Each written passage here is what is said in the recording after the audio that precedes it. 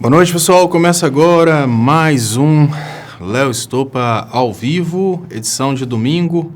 Hoje, fazendo um pouco mais tarde, hoje foi um dia que realmente eu fiquei desde manhã mexendo com algumas arrumações aqui.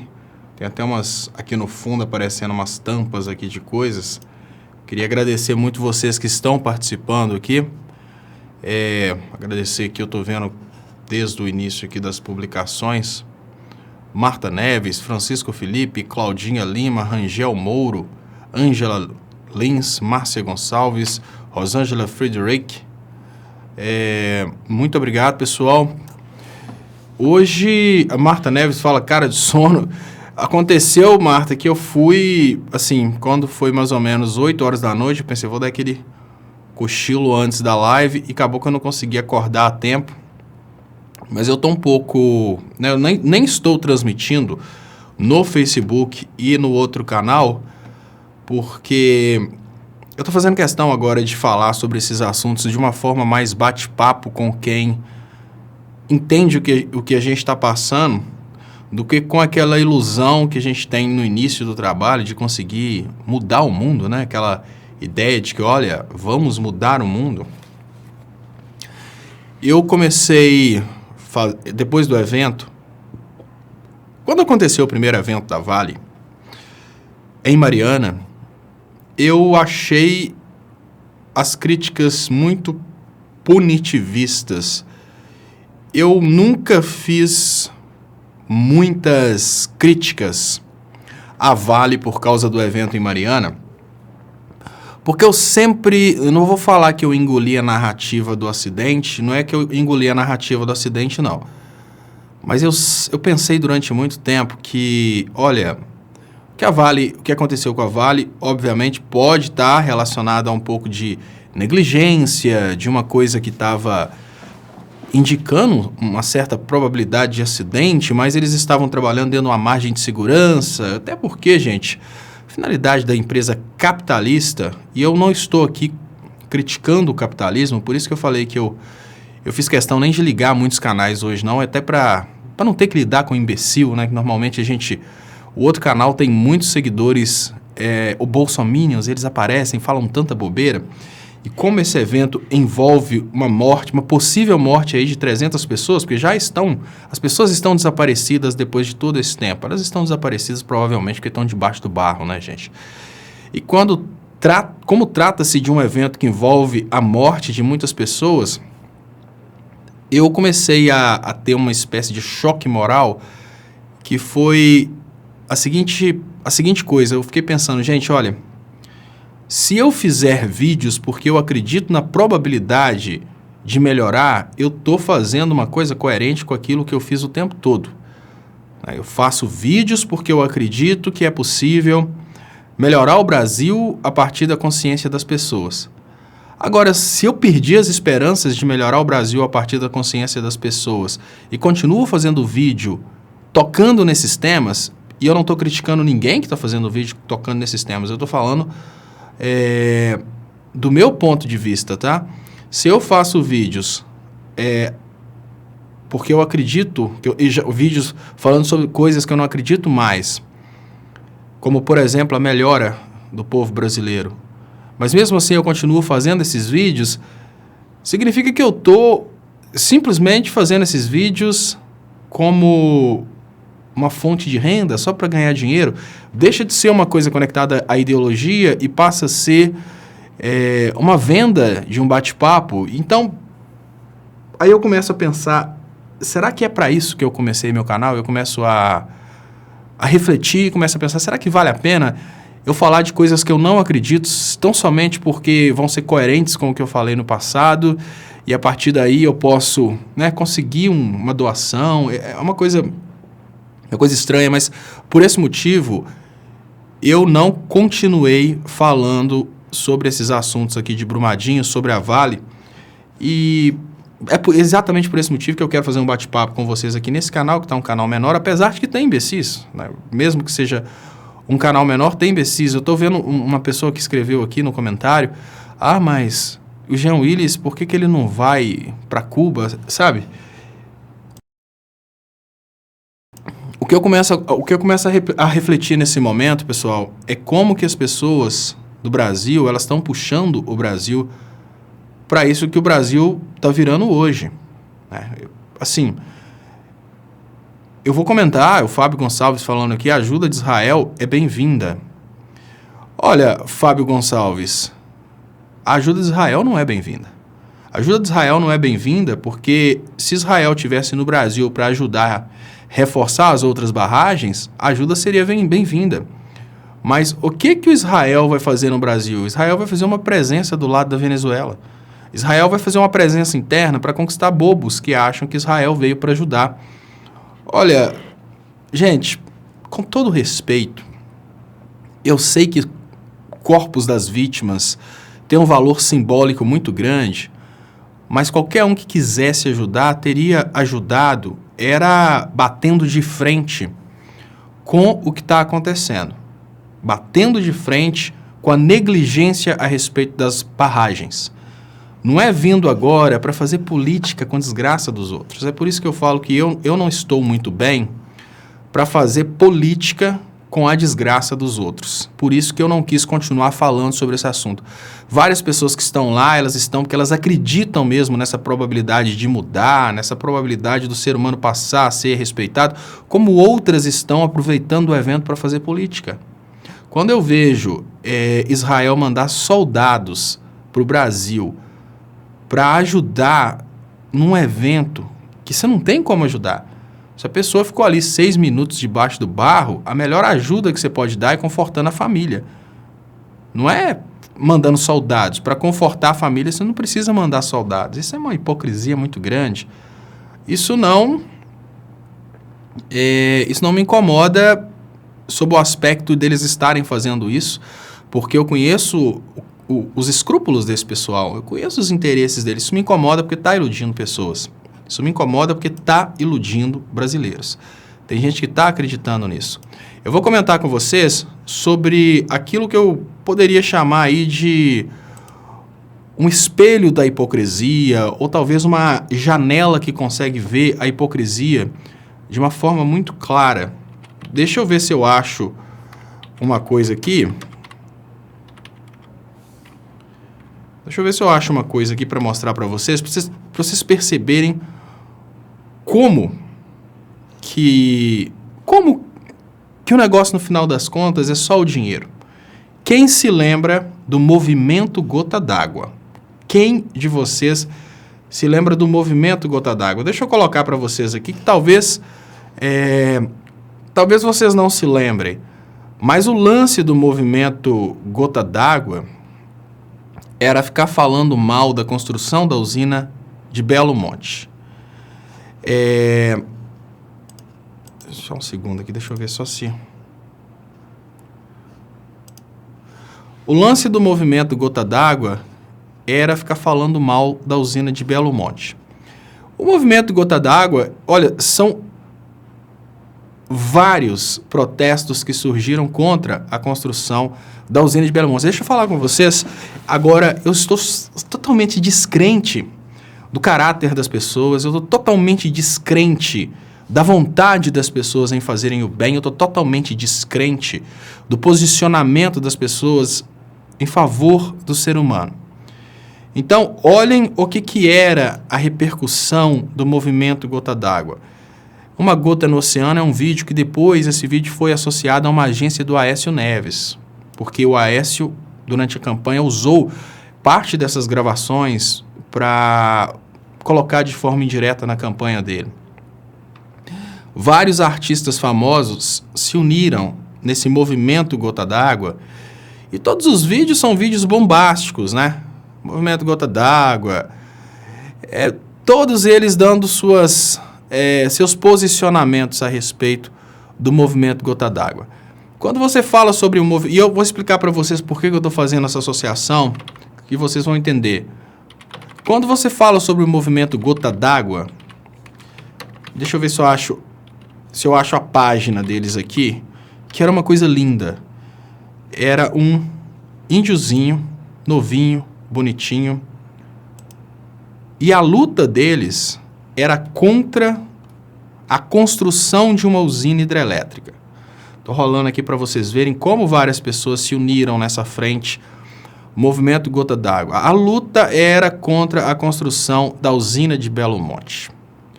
Pergunta básica: onde estão as pessoas do movimento Gota d'Água agora que os índios brasileiros estão sendo exterminados pela nova ideologia que tomou o Brasil? Onde estão esses artistas que faziam uma campanha ferrenha contra a construção de Belo Monte no momento em que o Brasil está vivendo essa catástrofe natural em sequência? Por que eu estou falando para vocês a respeito da importância do movimento Gota d'Água? Eu queria pedir, Gata Negra, por favor, você que está participando nesse momento, que eu vi que aqui parece que tem poucos, Gata Negra e Dilma Resistente deve estar aí também. Se você puder, eu tô logado com outro, nesse momento eu tô logado com outro usuário.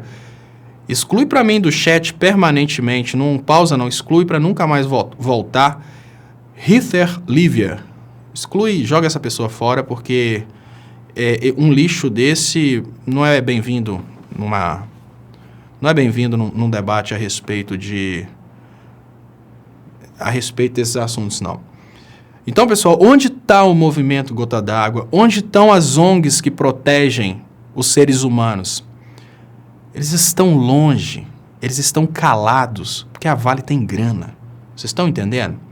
Olha, vocês sabem por que essas pessoas se levantaram contra a construção da usina de Belo Monte? Agora eu vou contar para vocês a diferença que existe. Olha, tem muito, obviamente, deve ter muito, como eu diria, deve ter muito ator que nem sabe disso. Deve ter muito ator aí que não faz nem ideia que foi massa de manobra. Porque o ator acha uma coisa bonitinha a partir do momento que tem uma pessoa que fica cutucando, falando que aquilo é bom.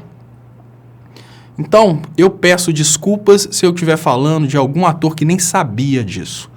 Mas eu vou contar para vocês por que esses atores, por que essas autoridades e essas ONGs assumem causa contra a construção da usina de Belo Monte, mas não assumem causas contra o extermínio dos índios no dia de hoje. Ou seja, o mesmo movimento Gota d'Água que alguns anos atrás trabalhou de uma forma ferrenha para destruir a possibilidade da construção de Belo Monte como o projeto inicial, agora eles não aparecem para reclamar do extermínio dos índios. Antes eles estavam lutando pela terra dos índios, não queriam a construção do Belo Monte.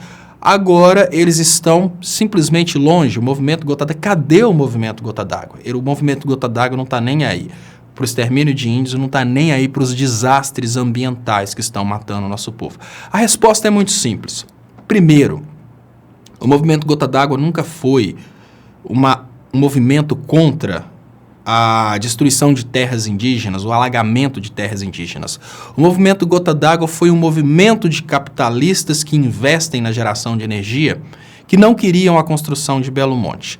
O movimento Gota d'Água estava lutando não contra o alagamento de terras indígenas, eles estavam lutando contra a construção de Belo Monte, porque após a construção de Belo Monte, as indústrias de energia, as indústrias termoelétricas que vendem para o Sistema Interligado Nacional, que vendem para o Sistema Nacional de Energia Elétrica, essas indústrias parariam de vender, porque Belo Monte ia dar uma folga, ou seja, ia injetar uma quantidade muito grande de energia dentro do território nacional, e com isso aquelas pessoas que investiram em termoelétricas iam vender menos.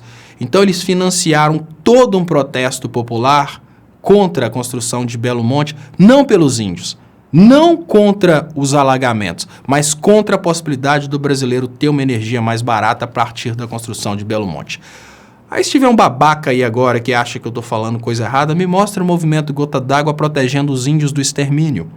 Me mostra o movimento Gota d'Água se manifestando nesse evento de Brumadinho, no evento de Mariana. Você sabe por que eles não vão se manifestar nesses movimentos? Porque os mesmos lobistas que pagaram o movimento Gota d'Água para se manifestar contra Belo Monte são os lobistas que agora estão a favor do extermínio dos índios, são os lobistas que agora não estão nem aí para a questão de Brumadinho e estão trabalhando no sentido de proteger a Vale.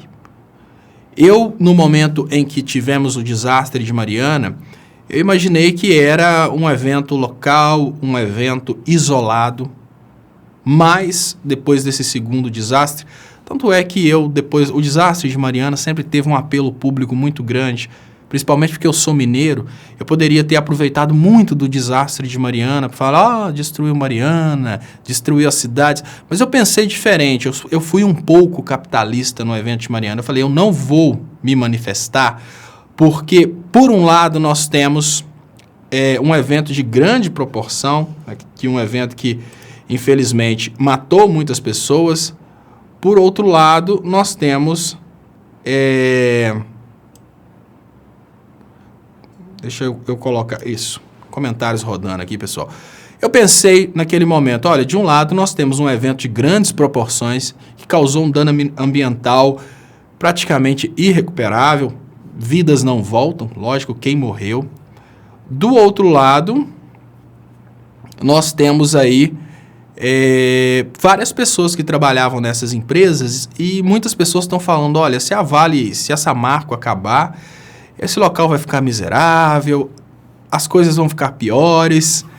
Mas mesmo assim, outras pessoas que pensaram de uma forma menos capitalista do que a minha, ou seja, outras pessoas que tiveram muito mais caráter do que eu, não pensaram nos empregos gerados, mas pensaram primeiramente que a troco de gerar empregos, essas empresas estavam colocando muitas pessoas em risco de vida. Essas pessoas seguiram na manifestação, lutaram contra o extermínio de brasileiros através da Vale. E foram essas pessoas, são essas pessoas que estavam certas. A Vale matou através da Samarco e a Vale vai continuar matando. E eu fui refletir porque eu fiquei muito arrependido, eu nunca me posicionei a favor da Vale. Quando o evento aconteceu, eu não fazia vídeos, mas eu me omiti naquela época. Eu pensei, olha, se eu entro falando, mesmo escrevendo na internet, qualquer coisa, contra a Vale, contra a Samarco, eu posso estar jogando pedras numa empresa que acaba gerando sustento de muitas famílias brasileiras. Ou seja, acabou que eu entrei do lado da retórica da esmola, né? A esmola de empregos daria para eles o direito de tentar mais uma vez. Nesse momento, eu vejo que mais uma vez a sociedade começa a criar paralelos para tentar falar que isso foi um acidente. A gente já vê pessoas tentando criar justificativas para proteger a Vale. Já tem justificativas para proteger a Vale. E no meio de toda essa loucura, né, de paralelos e justificativas para proteger a Vale, a gente tem, inclusive, né, paralelos, justificativas no sentido de proteger a Vale. No meio de toda essa loucura, a gente tem agora um elemento que não existia tão grande no evento de Mariana, que é o elemento mais podre de todos. Idiotas tentando usar esse evento através de fake news para tentar fazer política. Nós temos idiotas que estão compartilhando a questão da Dilma, né? Eu até achei isso aqui. Uma coisa que eu fiquei muito triste, eu falei, vou fazer um vídeo contra isso, depois eu falei, olha, eu não tenho estômago, porque, olha, por detrás dos meus vídeos existe todo um interesse social, não é um interesse puramente de fama e oba-oba, não é isso não. Não é só um interesse comercial, não. Eu tenho um interesse social e humano por trás desse trabalho que eu faço. Eu sempre tento começar a fazer trabalhos comerciais, eu fiz até o canal do Técnico Brasil para começar a tentar fazer mais trabalhos comerciais, mas eu não consigo. Acaba que no final das contas eu dedico todo o meu tempo a trabalhos sociais. Ronaldo Mota fala que 80% da Vale hoje pertence a israelense. Matam, depois fingem ajudar. Negligência. Olha, Ronaldo Mota, talvez 80% do capital do mundo pertença a israelense. Não apenas da Vale, né, do mundo. E é por isso que a gente está vivendo uma situação em que mesmo depois de tudo que Israel faz, não Israel como nação, não os judeus, mas os políticos que coincidentemente são, e os capitalistas que por coincidência são Israel, para que ninguém imagine a possibilidade de eu estar querendo dizer aqui que tem alguma coisa a ver com a religião judaica, tá, pessoal? E é exatamente por isso que eles controlam a cabeça das pessoas, exatamente para que as pessoas não criem esse ódio dos capitalistas de lá. Dilma critica fake news dos bolsominions sobre FGTS e desastres naturais. Quando eu vi uma pessoa aproveitar desse evento, desse acidente, né, com 300 pessoas desaparecidas, ou seja, 300 pessoas possivelmente mortas, e eu vi que a turma do Bolsonaro já estava utilizando esse evento para tentar colocar a culpa na Dilma, eu fiquei impressionado. Falei, gente, nós estamos vivendo um momento de baixaria tão grande que eu não sei se o Brasil merece um futuro próspero, se o Brasil merece dignidade. Olha, a Dilma, ela fez uma modificação através do decreto das regras para concessão do fundo de garantia, o que significa que as pessoas que sofrem um acidente num evento como esse, elas podem sacar o fundo de garantia. Isso é um decreto a respeito do saque de fundo de garantia, não tem nada a ver sobre uma lei penal que fala o que é ou não é desastre natural. E você vê que a pessoa que compartilhou isso, ela sabe o que é isso. Aí eu comecei a ver, minha mãe está passando o final de semana com a gente aqui, minha mãe me mostrou e falou assim, fulana me mandou isso aqui, assim, ela já tinha recebido de umas 15 pessoas. Eu olhei e pensei, gente, que nível de baixaria. Os caras estão aproveitando uma desgraça de famílias, uma desgraça de várias pessoas dentro do Brasil para continuarem essa multiplicação desse papo sujo de política. Os caras estão aproveitando um evento que matou vários brasileiros para continuarem a retórica do antipetismo e continuarem defendendo um político que falou há poucos dias que as multas ambientais são em excesso. Aí vejam bem, a mesma turma que hoje está cobrando mais fiscalização dos governos anteriores está trabalhando para diminuir as fiscalizações de forma oficial. Ou seja, para criticar o governo anterior, para criticar e pôr culpa no governo anterior pelo evento que aconteceu agora, essas turmas estão falando que os governos anteriores fiscalizaram pouco, mas eles estão elogiando o Bolsonaro, que está prometendo diminuir multas e fiscalização. Onde está a coerência, gente? E sabe qual que é o problema? O problema é que eles são a maioria. Porque no momento em que um imbecil que não sabe nada de política recebe um comentário desse e publica, ou seja, o cara recebe no WhatsApp, uma pessoa que não tem nenhum conhecimento de política, como uma vizinha minha em Ponte Nova, que mãe falou, olha, foi fulana que mandou. Ela recebe, ela não tem noção do que tem aquilo ali. Pequenininho, né? As letras pequenininhas que tem em toda a propaganda, lá na letra pequenininha estava lá, que regulamenta o FGTS, dá outras providências. Não, a pessoa não leu que regulamenta o FGTS e dá outras providências. A pessoa recebeu e passou para frente. Então, a pergunta básica que eu me faço nesse momento é, será que o trabalho que eu estou fazendo vai fazer diferença para o Brasil?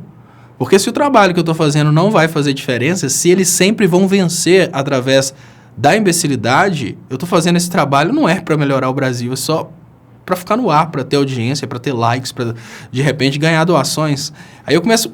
Isso me distanciou um pouco de fazer vídeos sobre esse assunto, porque eu comecei a perceber que eu não vou conseguir modificar nada. Eu estou vendo que hoje já tem uma corrida muito grande das pessoas no sentido de nem importarem com o ser humano que está morrendo. O negócio deles é simplesmente fazerem esse trabalhinho deles de continuar culpando o PT e... Né, culpa o PT de um lado e protege culpa o PT de um lado e protege o Bolsonaro do outro.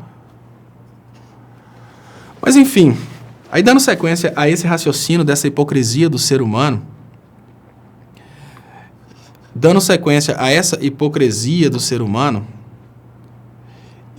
a pessoa pediu para colocar o link do decreto da Dilma, eu vou ver se eu acho aqui. Deixa eu colocar os comentários para irem rodando enquanto isso. Pessoal, eu estou realmente hoje muito cansado, né? O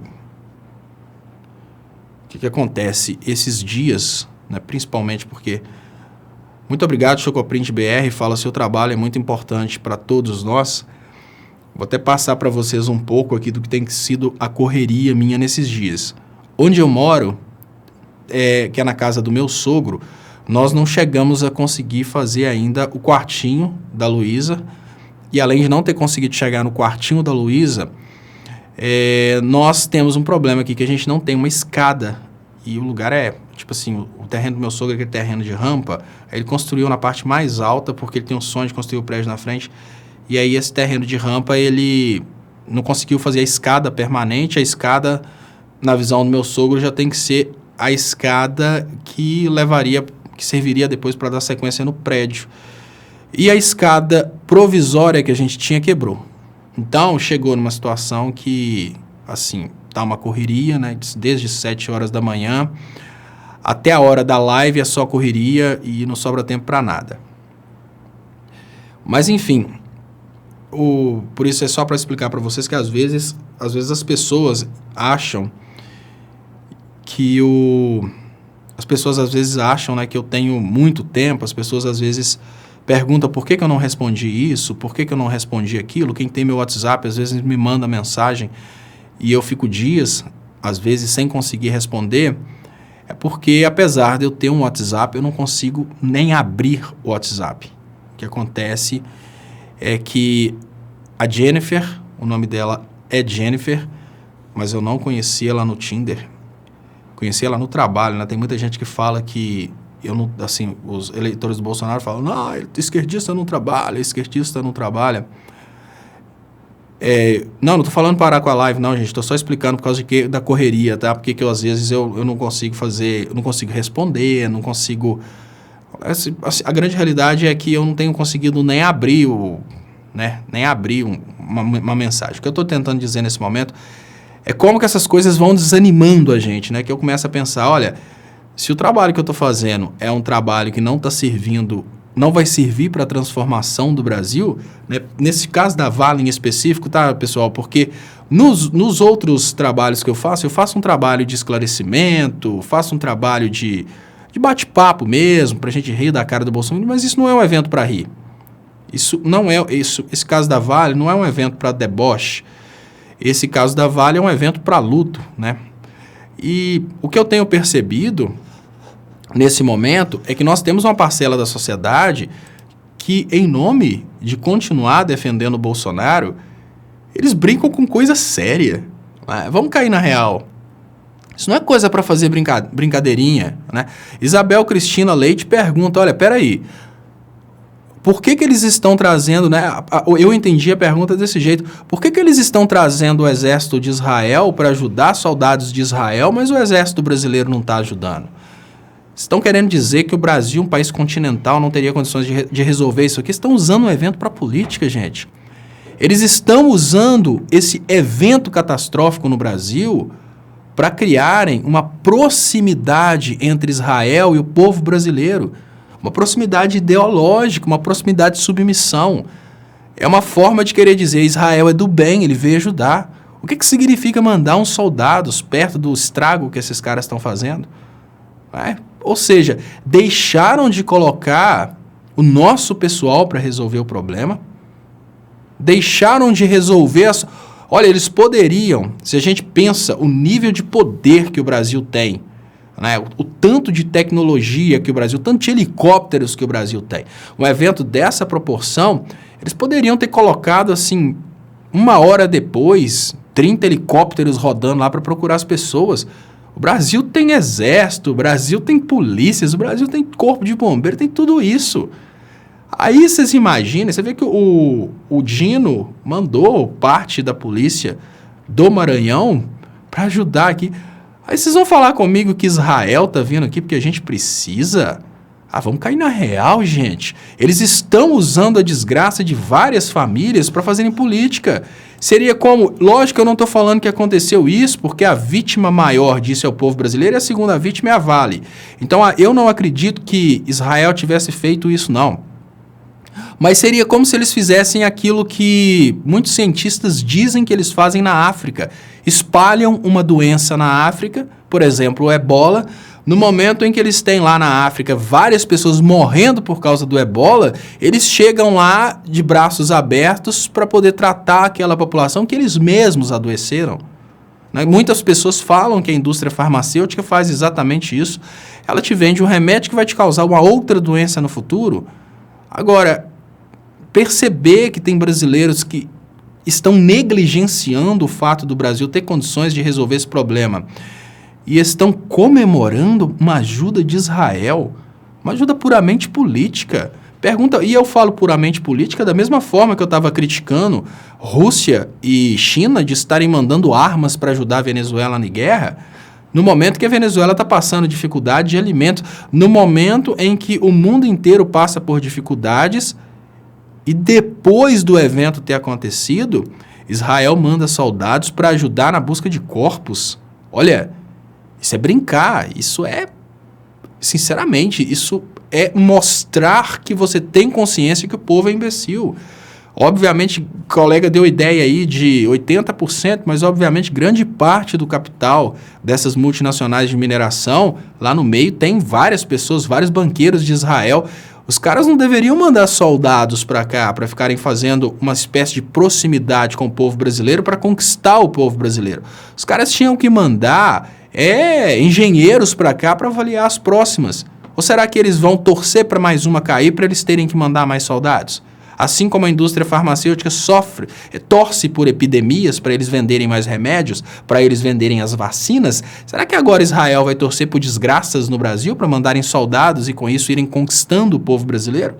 Será que é essa a nossa tendência agora? Eu volto a dizer, nós estamos falando de uma situação que o Brasil teria plena condições de resolver internamente e o presidente brasileiro, ele virou as costas e falou que isso não é um problema dele, para na sequência falar que Israel vem ajudar. Olha, como assim?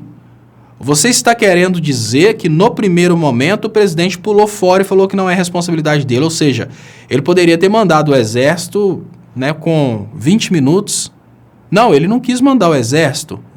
Agora, em contrapartida, ele comemora a vinda dos soldados de Israel. É sério isso? O mesmo cara que não tinha nada a ver, agora ele tem a ver, mas através de Israel. É política. Os caras estão fazendo política com vidas brasileiras. E eu falo vidas que não se resumem a isso aí. Nós temos hoje aí, parece que centenas de barragens nas mesmas condições. Nas mesmas condições.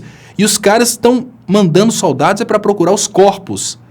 Israel não está mandando engenheiros para fazer raio-x correndo dessas usinas, para fazer inspeção às pressas para evitar novos desabamentos, novas barragens caindo, né? Israel não está preocupado em proteger as próximas barragens. Israel está preocupado em procurar os corpos, coisa que nós poderíamos fazer tranquilamente. Para assumir quantas pessoas morreram não é tão difícil assim, né? Todas essas pessoas têm famílias, trabalhadores, cidadãos de bem, que me parece que a cidade votou em 63% no Bolsonaro. Ou seja, é uma sociedade totalmente bolsonariana, não totalmente, mas majoritariamente bolsonariana, que no lugar de ter recebido de imediato uma ajuda do exército do Bolsonaro preferiu fazer política para criar uma proximidade desse povo com Israel. Israel não está vindo ajudar, Israel está vindo fazer propaganda através da desgraça brasileira. Porque esse tipo de ajuda não vale nada. Esse tipo de ajuda não vale nada. O tanto de pessoas que a gente tem no Brasil, em todos os estados, em termos de corpo de bombeiro, polícia militar, exército, polícia federal. Você falar que a gente precisa de uma visita de soldados tirando foto no aeroporto, mostrando que chegaram. Isso é política, gente. Isso é política. Isso é usar a morte de brasileiros para tentar se aproximar do Brasil.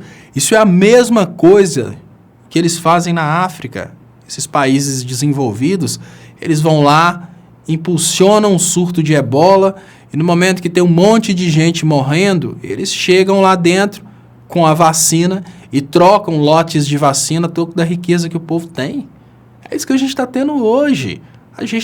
Nós estamos agora nas condições de África. Nós estamos vivendo no Brasil a mesma submissão que a África. Os caras estão conquistando o povo brasileiro através disso. E no momento que eu vejo pessoas falando aqui que, não, tem que ser assim mesmo, Israel, não, foi a Dilma que assinou o decreto, que agora num movimento... Que isso, gente? É uma coisa absurda. Deixa eu ver, inclusive as pessoas falaram se eu teria link para o decreto. Decreto Dilma, deixa eu ver, decreto Dilma Vale, que deve estar assim, dessa forma hoje, né? Vamos ver se eu acho aqui. Mas é assim, a parte mais desrespeitosa,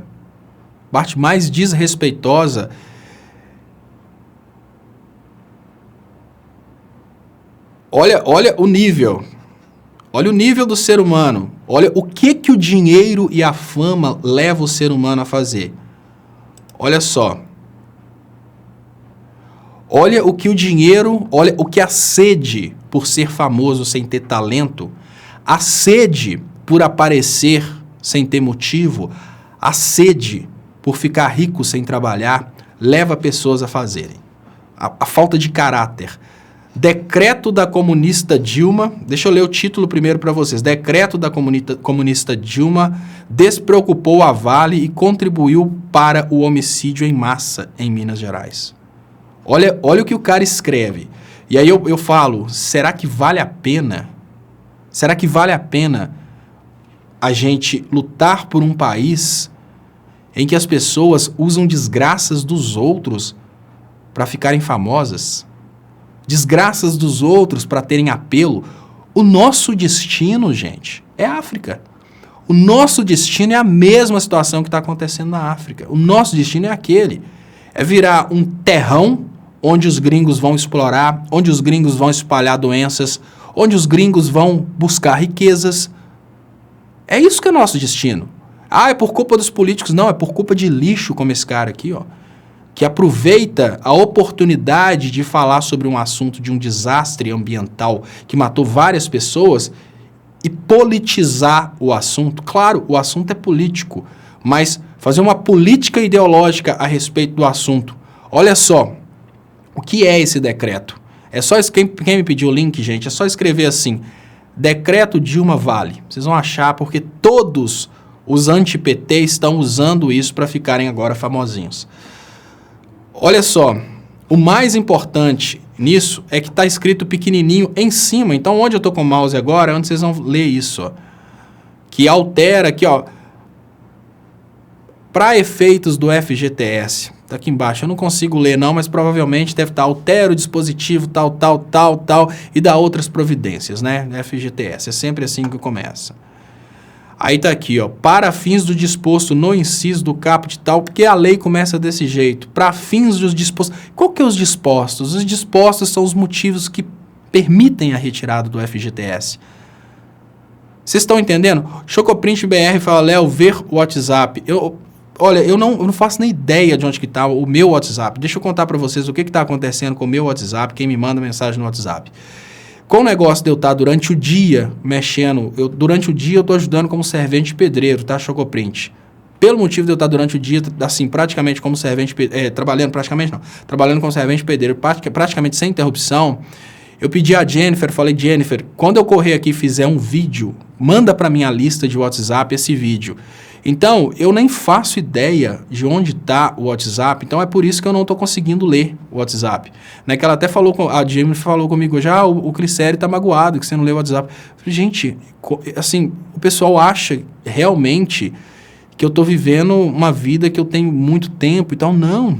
A escada que traz até a casa aqui está quebrada, nós estamos vivendo uma situação difícil. Então, quando você me fala agora, lê o WhatsApp, eu não tenho condição. Quando eu chego no WhatsApp, principalmente quando vocês mandam as pautas para mim, normalmente tem lá coisa para 10 minutos de leitura.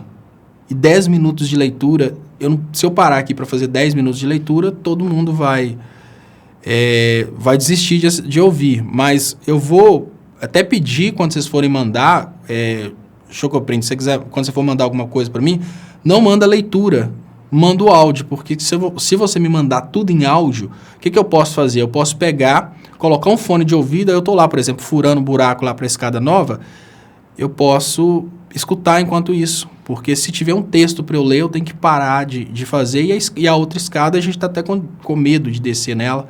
A Mônica veio aqui e viu a escada que eu estou falando, né? A Mônica faz parte dessa família nossa aí.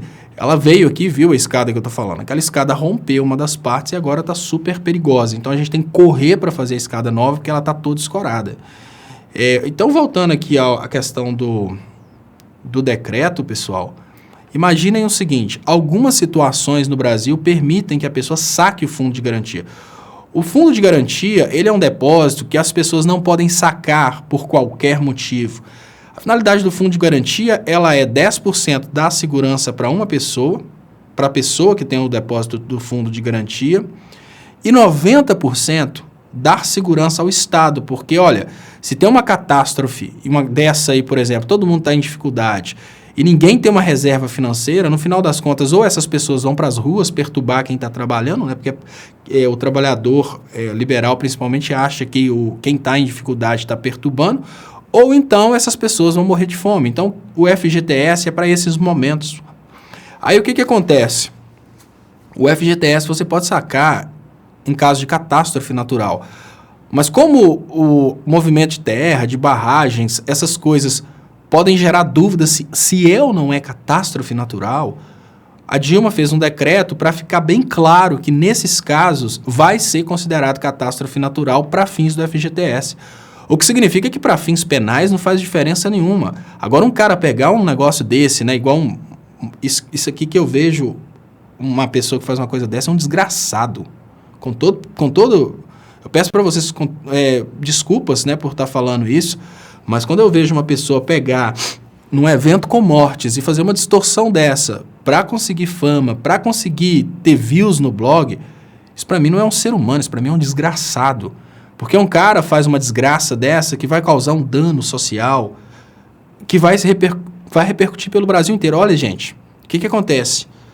Esses caras que assumiram esse posicionamento de aproveitarem que falar da direita, falar pra direita, falar mal do PT dá dinheiro. Os caras que entraram nessa onda, eles entraram nessa onda como mercenários da desgraça do próximo. São pessoas que aprenderam a usar uma ferramenta da internet que chama AdSense. O AdSense, gente, o AdSense e os correlatos, tá? Que são sistemas de publicidade pela internet. Eles mostraram como que o caráter do comunicador brasileiro é baixo. Lógico que eu não estou falando de 100%. Mas o AdSense mostrou como... Não o AdSense, mas... O AdSense e as coisas igual ao AdSense mostraram como que a reputação do comunicador é uma coisa vendável. Como o comunicador é um bicho sem caráter, desgraçado e à venda. Que funciona? Como é que funciona esse esquema do AdSense? Para vocês terem uma ideia, que é o esquema do AdSense, que é bem semelhante a outros iguais. Os empresários decidem no que eles querem colocar o dinheiro. Então imaginem o seguinte... O empresário vai decidir, eu só quero anunciar em blogs de direita. As empresas que fazem esse sense de propaganda, elas vão direcionar para os blogs de direita as propagandas mais bem pagas, porque é leilão. Aí, por causa desse mecanismo, a gente tem desgraçados que fazem isso, que distorcem a realidade na cabeça do brasileiro para ganhar dinheiro. E isso mostrou que não é só o político que está lá fazendo grandes desgraças de grandes montas, que são o motivo do Brasil estar nessa merda. Isso mostrou que a falta de caráter do cidadão brasileiro, que monta blogs, canais no YouTube, páginas, para incentivarem a imbecilidade, porque essas mentiras geram dinheiro, essas pessoas mostram que o Brasil é um país com percentual de caráter muito baixo. A pessoa compartilha uma coisa dessa, mesmo sabendo que é mentira, mesmo sabendo que não tem absolutamente nada a ver. Olha o enunciado do primeiro que eu achei no momento que eu escrevi. Olha o enunciado desse desgraçado. Decreto da comunista Dilma, o interesse do cara é só visualizações. O cara não tem a mínima vontade de informar, o cara não tá nem aí pro desenvolvimento do brasileiro, o cara não tá nem aí pro futuro do Brasil. O mau caráter só quer cliques. O mau caráter só quer visualizações, o mau caráter só quer publicidade. O mau caráter, a única coisa que ele está procurando nesse momento com esse blog é aparecer em propagandas, e essas propagandas vão dando para esse mau caráter um incentivo cada vez maior para que ele continue fazendo essa desgraça com o povo brasileiro. Aí esse cara vai enchendo o blogzinho dele de propaganda, o cara vai ganhando o tão sonhado dinheirinho dele e vai ficando famosinho, né? Na cidade tal, fulano luta contra o comunismo. Qual que é o problema disso? O capitalista, os donos dessas empresas, eles conseguiram conduzir o caráter do povo brasileiro no sentido de todo mundo trabalhar pelo mal do Brasil, visando um lucrinho no final do mês. É muito mais fácil assim, né? É muito mais fácil desgraçar a sociedade brasileira em nome de ganhar um dinheirinho a mais no AdSense. É muito mais confortável fazer desse jeito. Deixa eu agradecer Fernando Marrá, frutos do neoliberalismo. Empresas não cumprem leis, Estado incapaz de fiscalizar e, como na visão deles, servidores são vagabundos, mortes continuarão. Exatamente, Fernando. E olha, eu vou contar para vocês a parte mais triste de tudo isso, né, o Fernando está falando essa questão de, principalmente, o Estado não ter condições de fiscalizar. A parte mais triste de tudo é que a fiscalização do Estado termina, principalmente que as empresas são privadas, a fiscalização do Estado termina no momento que a empresa fala que está tudo certo.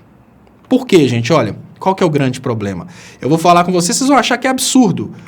Mas é o seguinte, será que faz sentido a gente cobrar, num caso desse de privatização, será que faz sentido a gente cobrar que o Estado fiscalize? Ah, claro que faz. Não faz. Se o Estado começar a fiscalizar, ele vai estar fazendo o serviço da empresa. Vamos pensar numa coisa básica, né, que é a segurança interna de qualquer empresa em relação ao corpo de bombeiros. Isso é uma coisa básica que todo mundo concorda comigo, que, olha, uma empresa, né, o liberal não, o liberal vai falar que primeiro tem que acontecer o problema para depois fiscalizar. Inclusive, eu quero mostrar para vocês o que é a cabeça de um jovem brasileiro hoje. Eu vou mostrar para vocês isso. O que é a cabeça do jovem brasileiro hoje? Enquanto a gente vai batendo papo aqui. Mas o mais importante, o liberal pensa que não. O liberal pensa que primeiro você tem que deixar o acidente acontecer para depois fiscalizar. Deixa eu ver se eu acho aqui no meu YouTube. Deixa eu ver. Esperem aí que eu vou mostrar para vocês uma coisa fascinante que mostra bem a cabeça do liberal hoje sobre esse mesmo assunto. O que pensam os liberais, as crianças, os adolescentes que lutam por esse tal de... né, essa criançada aí que está desesperada lutando por esse Estado mínimo, lutando por tudo isso. Eu vou mostrar para vocês o que é a cabeça desse pessoal. Deixa eu só achar aqui que está no meio dos meus vídeos. Mas, enfim, o liberal, ele acha, né, o ponto de vista do liberal é que se o Estado fizer qualquer coisa para a empresa, o Estado está interferindo. E como que o Estado faria para fiscalizar? Ele teria que fazer o serviço da empresa. Imagine que se o Estado fosse colocar uma equipe de inspetores em cada local das empresas privadas, o Estado não teria condições de fazer isso. Era melhor o Estado prestar o serviço. Porque, olha, imagine que o Estado vai fiscalizar se as obras estão em dia. O que ele olha? Se tem assinatura de engenheiros, se tem responsabilidade técnica, se a manutenção foi feita, se tem ali todos os protocolos que tudo foi feito. Se o Estado for mais do que isso, o Estado quebra. Imaginem que o que uma empresa dessa gera de impostos não é suficiente para o Estado mandar uma equipe de inspeção para checar cada barragem. Isso é, sem sombra de dúvidas, responsabilidade da empresa. Agora, nesse momento, o que a gente está vendo? A gente vê um posicionamento do Estado que é um posicionamento bem hipócrita. Nesse primeiro momento, a Justiça pede o bloqueio, a Justiça vai e pede o bloqueio e bloqueia lá 1 bilhão de reais da Vale. No segundo momento, o povo vai esquecendo e a Vale vai e consegue desbloquear esse dinheiro. Por mais que a Justiça tenha tentado bloquear para segurar, a Vale entra na Justiça e consegue desbloquear porque tem vários lobistas da Vale para fazer isso acontecer. A Vale não está nem aí para esse bloqueio, porque ela sabe que ela manda no Brasil. Nesse momento, ela consegue criar esse apelo.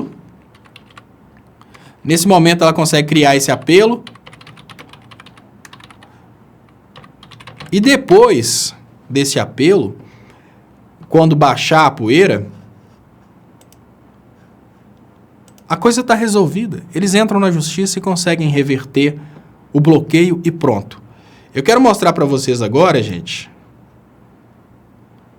Vou mostrar para vocês agora uma entrevista que eu fiz. Eu falava muito sobre liberalismo, essas coisas, antes, e tentava explicar para a juventude que não é assim tão fácil, existe toda uma dificuldade quanto o assunto é simplesmente liberalizar tudo. E o que me deixou muito impressionado, pessoal, foi o fato de que parece que os nossos jovens, eles estão tão assim fascinados com essa coisa de que se distanciar o Estado, tudo vai melhorar. Isso é a cabeça dos nossos jovens, tá? Eles acham que se acabar o Estado, que se a gente acabar com o Estado de vez, se não tiver mais fiscalização, as coisas vão melhorar. Essa é a ideia que está sendo pregada dentro do Brasil. E hoje, na hora que a gente fala com as pessoas que, olha, não é assim, tem coisas que você não pode entregar para o capitalista, o cara vai fazer um dano muito grande, depois vai sumir. Eles acham que os ensinamentos da escola austríaca de usar o boicote, né? Vamos boicotar a Vale. Algum de vocês aí é cliente da Vale? Algum de vocês aí já foi lá na Vale para comprar minério na mão da Vale? Vamos boicotar a Vale. Né? Os economistas austríacos fazem essa proposta. Os economistas austríacos fazem a proposta de que nesse momento, depois de um dano dessa monta, a gente tem que boicotar a Vale. Esse é um vídeo muito curto que eu vou rodar para que vocês entendam o que é a cabeça do jovem que está defendendo de uma forma muito ferrenha a entrega de todas as empresas, porque nós não seríamos capazes de cuidar das nossas empresas. Esse é um vídeo que mostra muito bem como ficou a cabeça do brasileiro depois da interferência ideológica dos think tanks liberais. Esse é um vídeo que deve ser usado para efeito de reflexão, para a gente ver onde estamos hoje e para a gente ver, quando vocês virem uma pessoa defendendo o Bolsonaro aí, para vocês terem aquela reflexão, olha, o cara pensa desse jeito. Isso não é má fé, ele foi conduzido a pensar desse jeito. E a pergunta básica é, será que a gente vai conseguir mudar a cabeça desse cara? O protagonista desse vídeo, que eu vou mostrar para vocês agora, depois desse evento, vocês vão ver que são 4 pessoas. Dessas 4 pessoas, tem um que vocês vão perceber que é o mais novo. Esse mais novo, depois ele entrou em contato comigo, falou que refletiu, estudou mais, percebeu que esse liberalismo louco não faria bem para o Brasil. E esse mais novo falou comigo que eles estudam na mesma escola, parece o mais novo e o protagonista. Eles estudam na mesma escola e eles foram ver um evento do Ciro Gomes. E esse rapaz, que é o protagonista desse vídeo, ficou durante toda a palestra do Ciro Gomes remoendo, falando que o Ciro está errado, que tem que ser liberal, que tem que acabar com o Estado. Essa conversa. Aí, a partir desse vídeo, que eu vou deixar rodar 2 vezes e depois eu vou encerrar a transmissão, mas não deixem de assistir esse vídeo. A partir desse vídeo, vocês vão conseguir entender o que eu estou querendo dizer a respeito de um Brasil que tem uma nova geração extremamente apodrecida, e a partir do apodrecimento dessa nova geração, a gente tem poucas expectativas que esse Brasil venha a ter futuro, né, do ponto de vista que eu tenho. O trabalho midiático antipetista gerou uma doença social grave, com sequelas em muitos casos, irreversíveis, triste realidade. Cé Siqueira, muito obrigado, Cé Siqueira, pelo superchat, muito importante para o crescimento dos canais. Então, fiquem aí, pessoal, com esse vídeo que mostra muito bem o que levou, né, o que levou o Brasil a estar numa situação de submissão tão grande e não conseguir enxergar as coisas. O envenenamento ideológico, principalmente da nossa juventude. Então, muito obrigado. Eu volto amanhã. E desculpem o atraso hoje. Desculpem o pessoal do clube que está mandando aqui para eu ver o WhatsApp. Não está comigo aqui nesse momento. Eu não faço ideia de onde que está.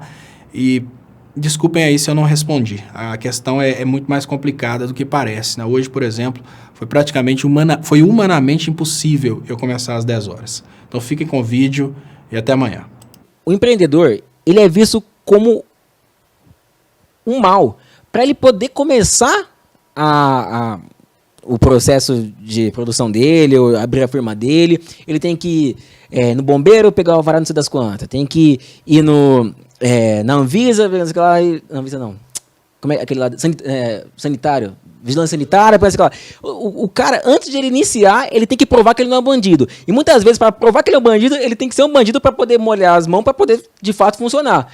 Isso é uma questão até de mentalidade. Você, por exemplo, assim, você pensa, não, o cara é um bandido, ele está querendo empreender, está querendo gerar emprego, ele é um bandido. Então eu tenho que pegar todos esses papéis aqui.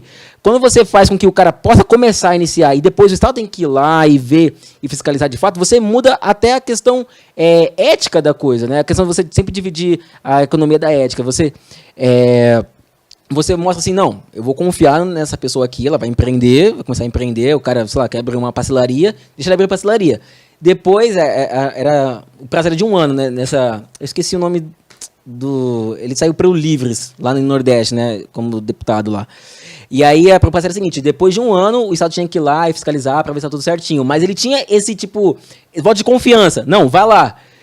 Cara, isso é uma coisa que é um incentivo, você tem que provar que você é honesto. O governo exige realmente que as pessoas provem que aquela atividade não vai ser poluidora, exatamente porque o ser humano funciona hoje a partir de um acúmulo de conhecimento e experiências que foram acontecendo ao longo do tempo. A gente não simplesmente surge com ideias do nada e começa a aplicar simplesmente para burocratizar, a gente vai acumulando informações. Eu vou te contar uma coisa que aconteceu na Índia e eu queria que você me explicasse o que deu errado. Uma empresa americana, dessas que gostam muito de trabalhar em países desburocratizados, aproveitou o momento em que a Índia era praticamente Estado mínimo, e eles colocaram lá uma empresa que eu acho que era Nepal Carbide, alguma coisa assim, eu esqueci o nome. E essa empresa, de um determinado momento, ela começou a ter um problema de vazamento de uma bomba, me parece, e eles tamparam essa bomba para poder fazer a manutenção. O pessoal do dia não comunicou com o pessoal da noite, eles tamparam a tubulação, houve uma pressão de tubulação, a coisa explodiu e o material foi jogado no ar. Esse material que foi jogado no ar, na época ninguém sabia, mas intoxicou e matou milhares de pessoas. Essas pessoas morreram não somente porque esse material saiu no ar, mas porque o pessoal da empresa americana não quis contar para o governo indiano para não ter que pagar a indenização. Acontece que eles raparam fora, nunca mais pagaram a indenização, tiraram o capital daquele lugar e ficou por isso mesmo. Várias pessoas na Índia morreram e a partir daí, não só a Índia, como a humanidade inteira começou a ter um pouquinho mais cuidado com relação à segurança do trabalho e o impacto ambiental. Então, o que eu gostaria de adicionar não é que o Estado, talvez nós como sociedade, estejamos exigindo demais para uma pessoa começar uma atividade potencialmente poluidora. Existe uma série, um número muito grande de atividades que podem causar um impacto ambiental. Existem atividades que podem causar, inclusive, problemas de saúde nas pessoas, e essas atividades são taxadas no ordenamento jurídico, não só no ordenamento como lei, mas também como normas, portarias ministeriais, e porque essas atividades já se provaram potencialmente poluidoras, já se provaram danosas para a sociedade, é que se exige um pouquinho de cumprimento com esses preceitos, entendeu? Qual é o nome da empresa que fez isso? Carbide. Boicote, galera. Boicote, galera. Boicote, galera. Boicote, galera. Todo mundo vai boicotar uma empresa que produz matéria-prima para a fabricação de outros materiais, produz matéria-prima química que ninguém sabe. Por exemplo, se o Omo usa material da Nepal Carbide, e eu gostaria que depois do boicote vocês trouxessem de volta as milhares de pessoas que morreram. Nós não podemos levar a economia para o lado do oba-oba. O que acontece é o seguinte, nunca o ser humano vai boicotar uma empresa que matou 1 milhão de pessoas na Índia se aquela empresa vender mais barato no Brasil. Isso é querer demais do ser humano. Sinceramente, algum momento um brasileiro se preocupou em não comprar combustível da Shell porque a Shell está causando morte em massa na Nigéria? Algum momento? Então, assim, eu acho que é muito utópico imaginar que esse equilíbrio de mercado através do boicote vai funcionar numa sociedade que está, em primeiro lugar, preocupada com o consumo e com o preço. Então, por mais que uma determinada empresa seja danosa em outros locais, cause mortes na China, cause mortes na Índia, eu não acredito que esse ponto de vista de boicote conseguiria resolver o problema. Eu, particularmente.